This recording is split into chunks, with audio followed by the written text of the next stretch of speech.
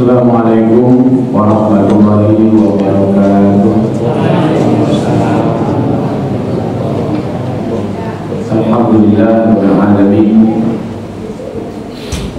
Nazzala al-Qur'an hudan linnas wa bayyinatin minal huda wal furqan. Asyhadu an la ilaha illallah wahdahu la syarika lah wa asyhadu anna Muhammadan abduhu wa rasuluh. Allahumma wa salli wa sallim ala Muhammad wa ala alihi wa ashabihi ajma'in. Allahumma arhamna wa ahlana bil Qur'an. Allahumma akrimna wa ahlana bil Qur'an. Kalau Allah Ta'ala di Quran Al-Karim, a'udzu billahi minasyaitonir rajim. Bismillahirrahmanirrahim. Ya ayyuhalladzina amanu dzkurullaha dzikran katsiran. Sadaqallahul azim. Al-Quran surah Al-Ahzab ayat 41.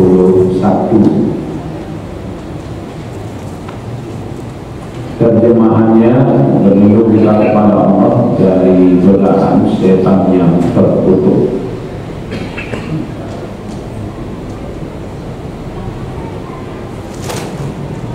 Atas nama Allah yang Maha Pemurah lagi Maha Penyayang. Wahai orang-orang yang beriman, berzikirlah dengan menyebut Allah, zikir yang sebanyak-banyaknya. Maka kata Allah yang Maha Agung, surah Al-Ahzab ayat 41. Bapak-bapak, ibu-ibu yang kita hormati, malam ini kajian kita agak sedikit khusus. Permintaan tentang apa yang bisa kita amalkan yang sudah pensiun, ya, sudah banyak, ya, waktu dari pagi sampai malam, sampai pagi lagi, ya. Nah, salah satu yang kita tawarkan kepada bapak-bapak, ibu-ibu yang punya banyak waktu, pertama adalah zikrullah. Berbanyak berzikir. Di sini Allah sendiri yang perintahkan kita, ya ayyuhalladzina amanu dzkurullaha dzikran katsiran. Hai orang-orang yang beriman, dengan ingatlah Allah dengan ingat yang banyak, ya. Bahasa sederhananya, selalulah kamu ingat kepada Allah. Nah, zikir di sini ini langsung, ya, perintahnya dari Allah supaya banyak berzikir kepada Allah. Jadi orang-orang yang beriman, ya, yang sudah beriman, kita ini, ya, didorong supaya selalu mengingat Allah, baik sifatnya dalam hati, baik di lisan ataupun di perbuatan. Orang yang bekerja di kantor dengan jujur itu sebenarnya mereka zikrullah. Yang mengalir, ya, yang berdagang, kalau dia jujur, timbangannya pas, meterannya pas, produknya benar, dia zikrullah, ya. itu zikrullah itu ada dua, Pak. Satu, mengingat yang masih ingat atau mengingat yang sudah lupa, gitu ya. Siapa ya? Itu anak-anak itu. Ada yang jemaah di Al-Qadar itu Ustaz tuh itu yang dulu penyandang ke tonggak itu kan menganak-anak ya kan. Beliau itu kalau kamar saya itu selalu duduk di situ ya. Atau ini kamu apa? Oh ibu itu ternyata bang beliau itu biasanya menganak yang lupa atau menganak yang ingat ya kan. Rindu Joana gitu ya, selalu kanan-kanan gitu ya.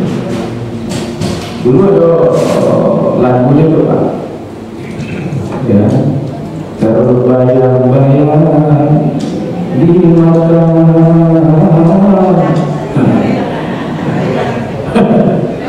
ya udah ditarik Bapak Ibu, kalau ditarik berbeda ada itu yang kanan-kanan gitu ya, itu namanya ingat ya. Tapi ada juga yang mengingat itu menyebut ya, menyebut.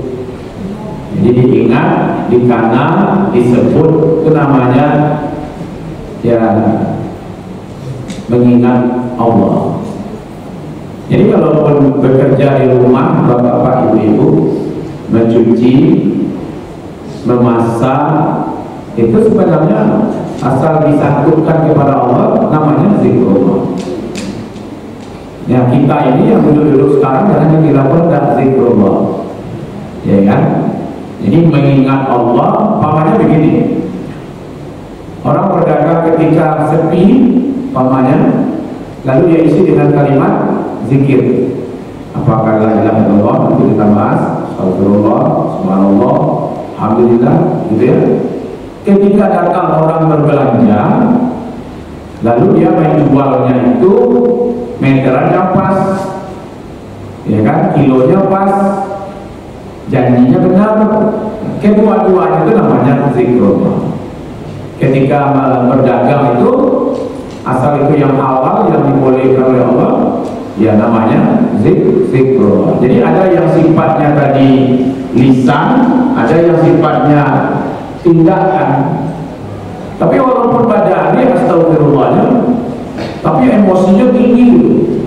Astagfirullah, ya astagfirullahnya, tapi emosinya tinggi gitu ya. Nah, mungkin lidahnya astagfirullah, tapi tindakannya yang tidak, gitu ya. Itu Imam Besar Sudesi, populer itu kisahnya. Waktu kecil-kecil nakal kan. Salah satu bentuk kenakalan itu ibunya sudah mempersiapkan makanan, kawin dan segala macam. Lalu Sudes kecil itu datang, nyambil kasir itu kan, nyusi makanan tadi itu, malah berkasir sadanya Pak. Bagaimana ibunya berzikir? Disumpahi Pak, disumpahi anak itu.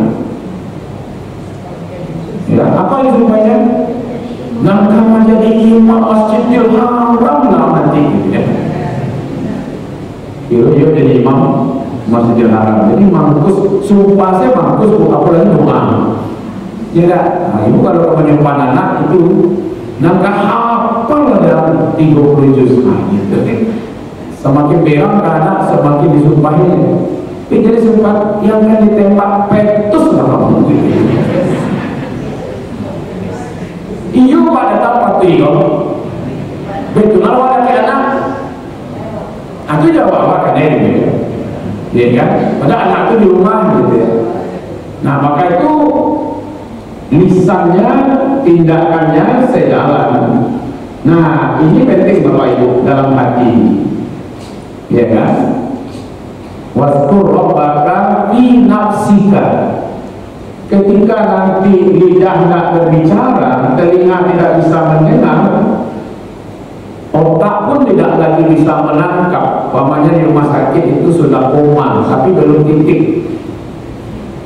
masih koma baru. Nah, kalau hatinya selalu berzikir, ya kan? Nah, insya Allah hatinya itu akan terhubung dengan Allah. Makanya jangan khawatir Bapak Ibu, karena ada yang tanya, ini Ustaz, dengan membaca kalimat la ilaha illallah itu kan separuhnya kafir, separuhnya Islam. Kalau la ilaha berarti tidak ada Tuhan.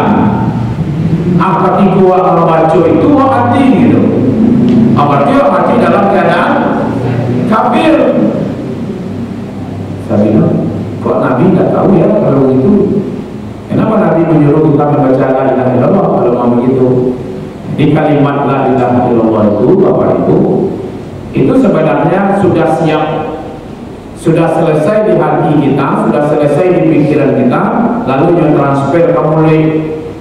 Jadi walaupun mulutnya belum selesai mengucapkan la ilaha illallah, tapi hati dan pikirannya sudah selesai gitu.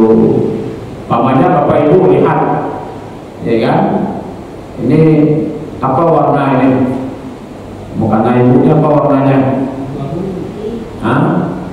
Putih. Nampak oleh mata saya putih, ditransfer ke otak, saya pahami, lalu saya keluarkan putih. Nah, gitu. Jadi sudah selesai diolahnya dulu, ya kan?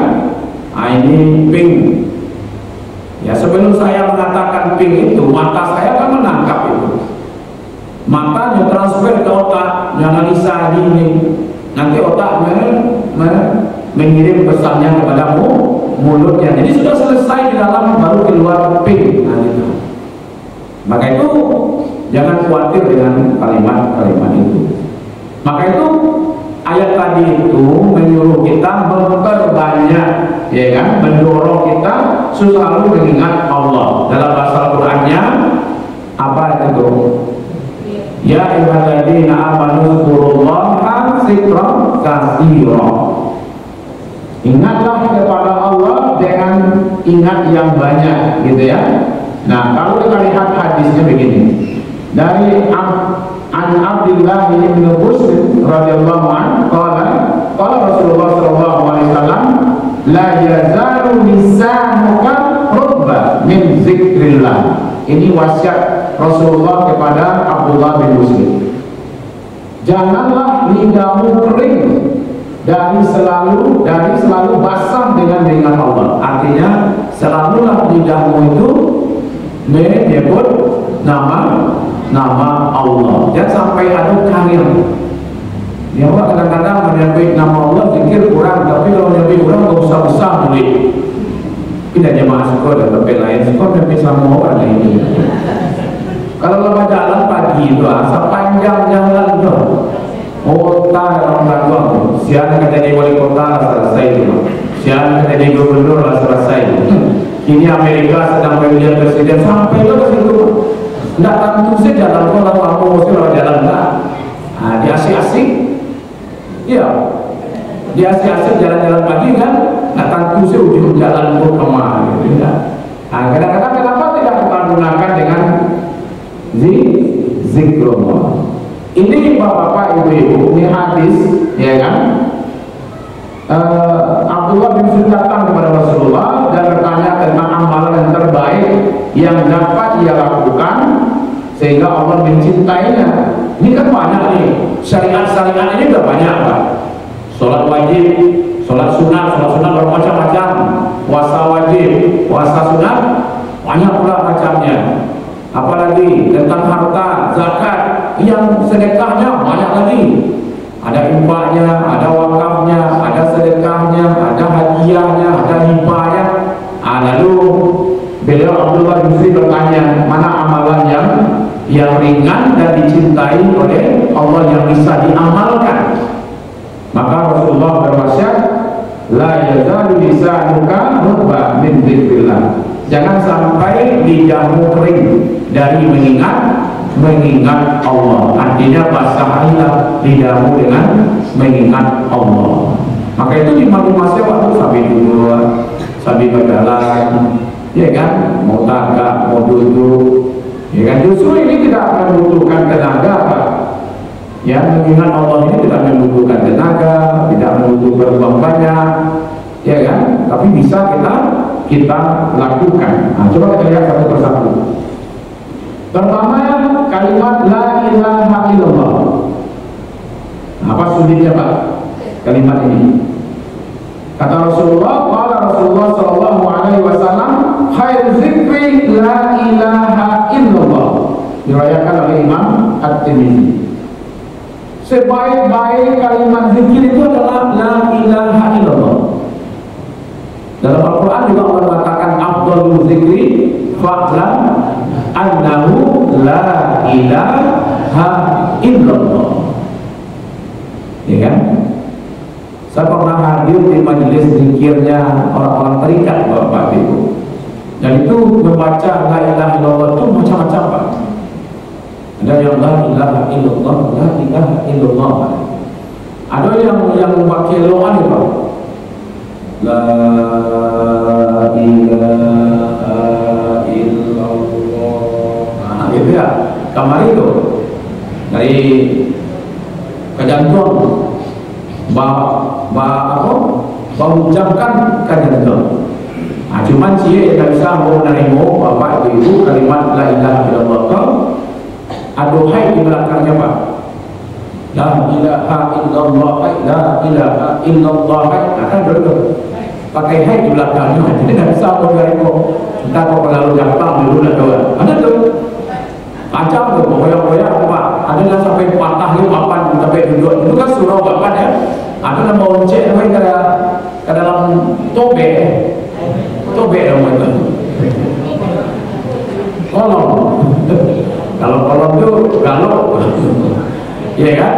Ah itu loh. La ilaha illallah la macam-macam Pak. Iya kan? Nah, tapi dosa pakai hai Pak. La ilaha illallah saja. Iya kan? Kalau la ilaha illallah berarti tidak ada Tuhan selain Allah. Hai, nah gitu ya. Afdhalul zikri fa'lam annahu la ilaha illallah. Apa sulitnya Pak? Dan tidak perlu, dan jangan terpengaruh oleh jumlah Bapak Ibu. Mana banyaknya Ustaz. Tapi kalau Allah sudah mengunci zikran katsiran, sebanyak-banyaknya, ya silakan. Nggak perlu tambah modal Pak, membeli apa? Tasbih. Aku beli tasbih banyak-banyak. Pulang dari Makkah banyak tasbih. Pada syukur banyak membeli tasbih. Ya kan?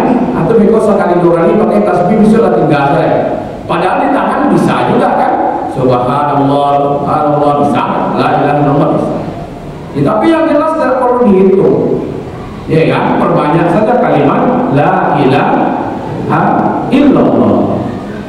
Sehingga Bapak Ibu, kalimat ini kalau bisa inilah yang terakhir dalam kehidupan kita. Sehingga Rasulullah kan mengatakan lakinu mautaku la ilaha illallah. Ya kan? Kata lakinu itu mayoritas memahami, tuntun, ajari. Coba bayangkan Pak, orang yang dalam keadaan sakratul maut. Sakratul maut itu bahasa Minangnya apa? Hah? Hampir mati. Cicik maunya. Pak ini Bu. Kalau gini nama Ibu Pak. Dua turun gitu. Nah, nanti lah sakratul maut. Yang normalnya yang paling banyak memahami, menuntun itu adalah ketika dalam menghadapi sakratul maut. Makanya diajar kalimat la ilaha illallah.